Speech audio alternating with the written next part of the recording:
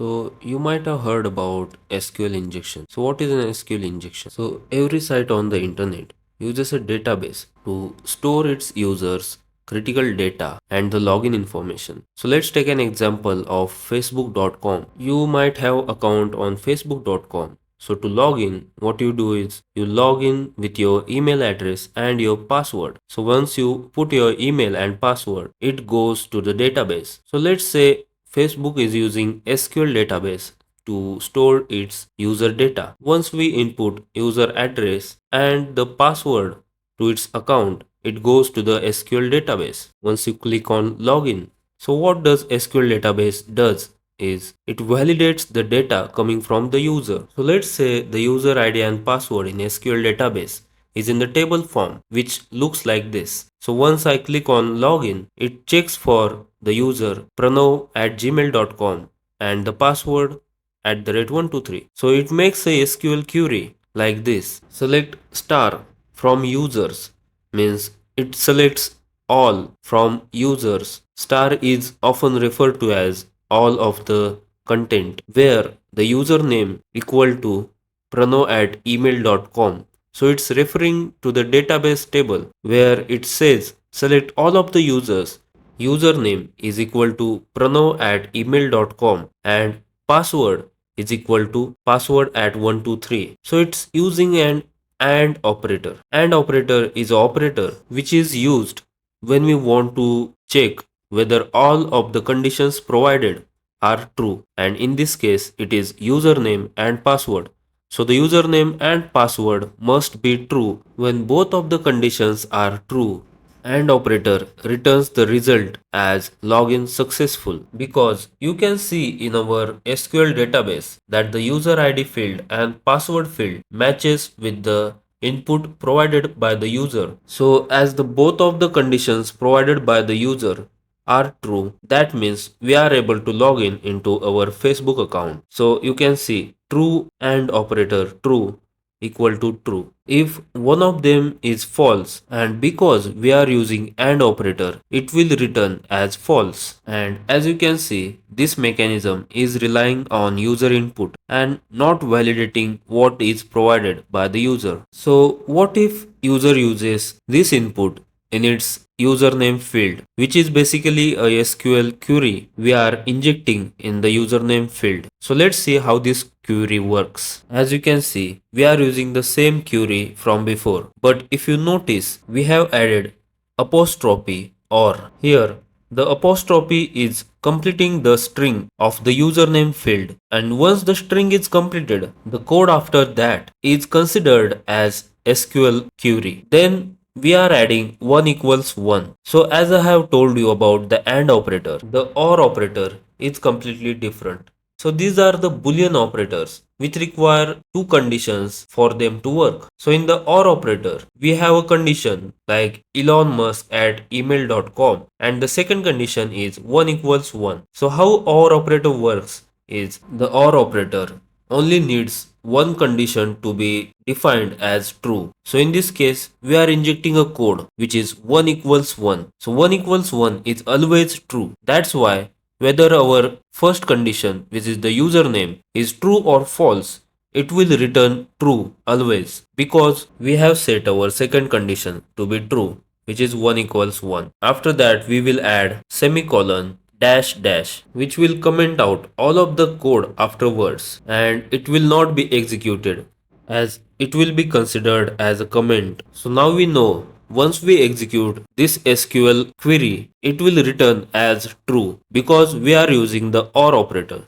And as you can see here, it has returned us with login successful. Now here you can see true or true equals true, and false or true always returns as true. Using this attack vector, attacker can gain access to any user account present in the SQL database even without the password for that account. So there are two types of SQL injection attacks: in-band SQL injection and blind SQL injection. In-band SQL injection is when attacker use the same communication channel to launch the attack and to gain the results on the same page. So the attacker can use two methods, which are the type of in-band SQL attack: error-based SQL injection and union-based SQL injection. But for these attacks to work, attacker must find SQL injection field where he can inject the SQL code. This field can be anything, such as a search box, a login page, or attacker can even inject the SQL code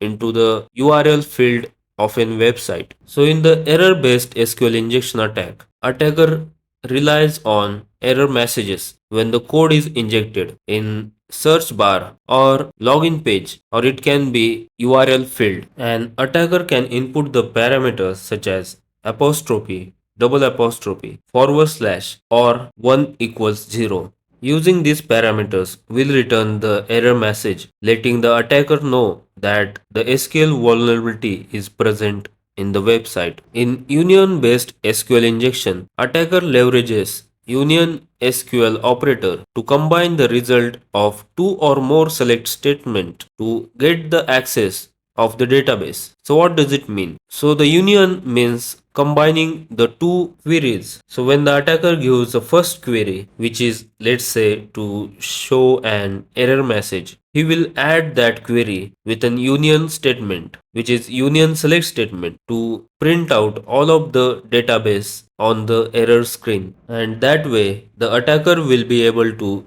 see all of the database on the site. Let's see the demonstration of this on the Hex planning site. So this is the banking application where we can test our SQL injection skills. In the log sections, it will show us the login information of the user. So they have given us a username and password. So let's type in the username, user@email.com, and password is password. When we click on login, let's see in the log, it says invalid password, unknown email or password. So let's see what happens when we add an apostrophe at the end of our password. So I will type password and apostrophe and click on login. Let's see what the log shows us. And as you can see here, it has given a SQL error message which denotes that this banking site is vulnerable to the SQL attack. So this is the background code that we can see here. Here we can see what this is doing in the background. So if I type password again and give the apostrophe, here you can see it is completing the previous string with the apostrophe close, and again it has one open apostrophe here. So this means we can inject our code after we give the apostrophe. So let's try typing the code that they have given here. I will type apostrophe to close the string, and what we type after apostrophe is considered as the SQL query. So I will type a space or space 1 equals 1, which means it is considered as true whether the username is correct or not, and dash dash to comment out the code afterwards. I will click on login, and as you can see, it has accepted us in the banking system as the valid user. So that means this site is vulnerable to the SQL attack. This is very basic demonstration of this attack vector, but attackers might use very advanced techniques to bypass these security mechanisms. The second SQL injection type is blind SQL injection. In this method, the attacker will not be able to see the results of an attack, which is why such attacks are referred as blind SQL, and attacker can detect this SQL injection by observing the response of the web app. So there are two types of blind SQL attacks. First one is content based SQL injections and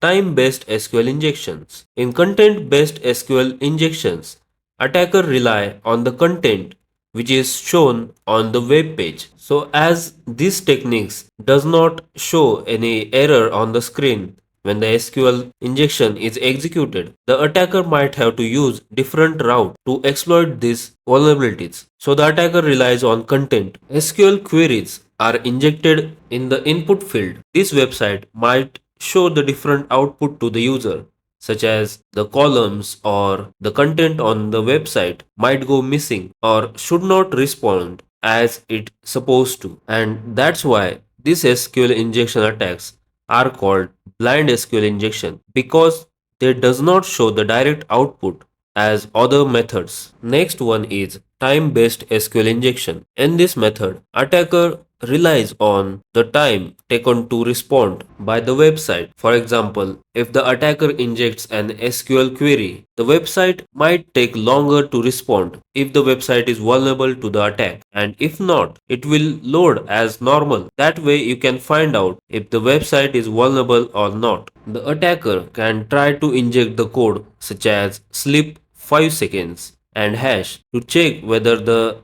website responds after 5 seconds. If the website reloads itself and responds after 5 seconds, it means that that website is vulnerable to the SQL attack. Next one is out of band SQL injection. So this SQL attack is not very commonly known because it depends on the features being enabled on the database server being used by the web application. So let's say the database server is using some features which are vulnerable to the attack. The attacker might take advantage of these features to gain the access to the database using the SQL injection methods. So what is the prevention for all of these? The developers need to use the proper sanitization for the user inputs. So when the attacker inputs some SQL queries, those queries should not be considered as the SQL commands and should not be executed in the database. And the database server admins should disable the unused feature